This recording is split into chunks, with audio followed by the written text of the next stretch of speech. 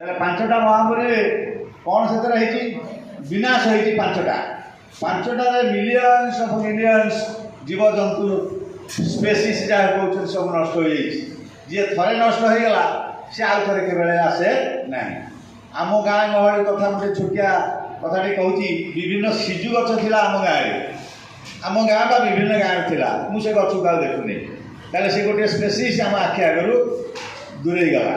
ମୁଁ ଏଇ ସ୍କୁଲରେ ପଢ଼ୁଥିଲି ବୋଲି ତୁମକୁ କହିଲି, ଏଇ ପାଖରେ ଠିକ୍ ପଶ୍ଚିମ ଦିଗକୁ ଏକ ଘଞ୍ଚ ଜଙ୍ଗଲ ଥିଲା, ବର୍ତ୍ତମାନ ପୁରା ପଦା ହେଇଗଲାଣି ସେ। ତାହେଲେ ଦେଖ ପରିବେଶ କେତେ ପ୍ରକାର ନଷ୍ଟ ହେଇଗଲାଣି।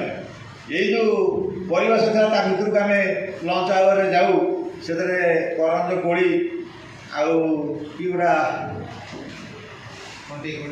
କଣ୍ଟେଇ କୋଳି ବରକୋଳି ଏସବୁ ଯେତେବେଳେ ଆଣିବାକୁ ଯାଉ ମୋତେ ଭଲ ଲାଗେ ଯେ କାଳେ ବାଘ ଭାଲୁଥିବେ। ଏଇଟା ଏଇ ଅଞ୍ଚଳରେ ଏଇ ଜଙ୍ଗଲଟା ଏତେ ଘଞ୍ଚ ଥିଲା।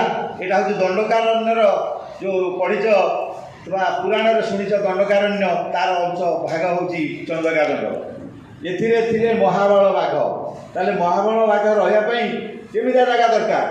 ଏମିତିଆ ଜାଗାରେ ରହିବେ ସେ।